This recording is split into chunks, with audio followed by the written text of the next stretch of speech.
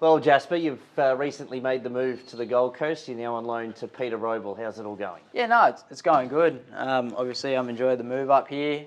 It's a great atmosphere up here. It's a lot more laid back than Sydney, and I think that's the thing that's probably helped me the most. Obviously, not being under pressure the whole time to compete at the highest level, which can put a bit of pressure on a young apprentice, and coming up here and a bit more laid back, it's really, really good for me. There's a lot of opportunities up here in southeast Queensland and also going to the northern rivers, and you've still got a very valuable 3 kilo claim. Yeah, I was really well managed as an apprentice in the country. Obviously, I went through my grades like a good racehorse and started in the country and rode all my country claim out and rode a few provincial winners in Sydney, and coming up here I've still got 9 with my 3 kilo claim. So no, it's good. I'm going to take full advantage of it and just go through my grades, outride my provincial claim first and then attack the city after that. You've hit the ground running, 4 winners since you've moved to the Gold Coast, only out of 10 or so rides. It's been a good start. No, 100%. It actually picked up a lot faster than I originally thought it would. Obviously, having 3 months off, and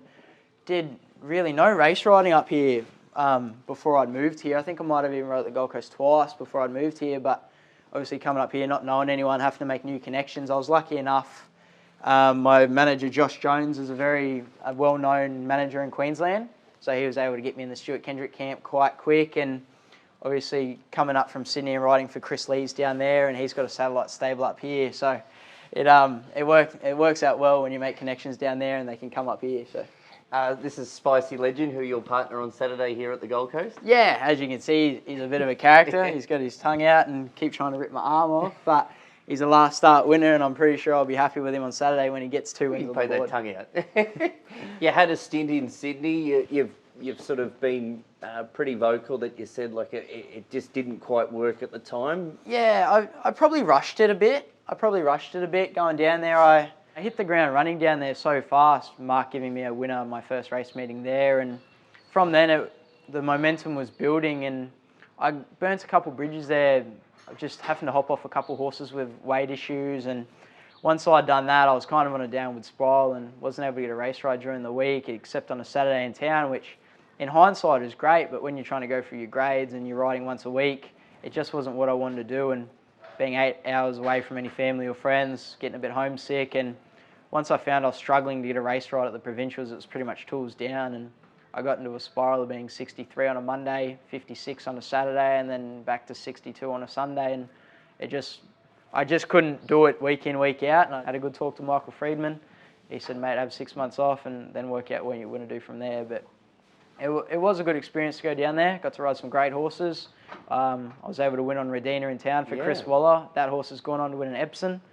So I was able to have a good time down there and learn a bit, but it just wasn't for me. When I'd first had time off, I couldn't even turn the races on. I absolutely hated them. I couldn't watch them, couldn't listen to them. I don't think I even looked at the results for 2 months, and then I moved home, got in a better headspace, relaxed, actually lived a life, and got to have a social life as you don't really have one as a heavy jockey, and got to spend some time with friends and family. And after I'd got my weight back down from 75 to 65, I still didn't know if I wanted to come back, and like I said to my dad, I don't know if I want to come back or not. He said, I can guarantee you it's a lot easier than being a concreter. So I knuckled down, I got that spark back and that urge to want to be a jockey again, and my second week back I was able to ride 56, and I never thought I'd get under 58 kilos again. So it just shows if you've got the dedication and the fire to want to do it, you'll be able to do it. Peter must be a terrific boss to ride for. Oh, 100%. He's a great boss. Obviously, it was kind of hard for me to try and find someone to take me on. Obviously, with my record as being a heavier jockey and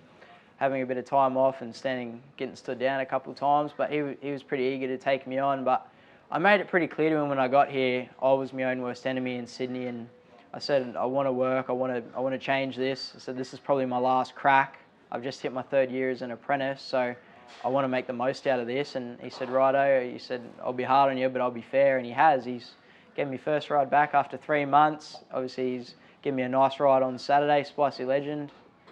He's pretty good boss to work for, and it's never too hard. Like, everyone complains that he was going to work me hard and he's going to do this and that, but it actually turns out I probably needed it. So no, he's a good boss. He must be someone who can go through race rides with you as well, a mentor as well as your boss. Yeah, 100%. Don't worry. He tells me if I ride one bad, Yep. but he's good to tell me if I've ridden one good as well. But no, you don't get that privilege with many trainers that can sit down and say they know what it's like to be out in a race, and I can sit down with him and Yep. talk through the race with him, and he say, mate, you could have done this, you could have done that, or no, you did this right, or it had every chance. But it's probably one of the best things to take away from Peter. You know if I ride one good, and I can't lie to him if I tell him I rode it good and I didn't.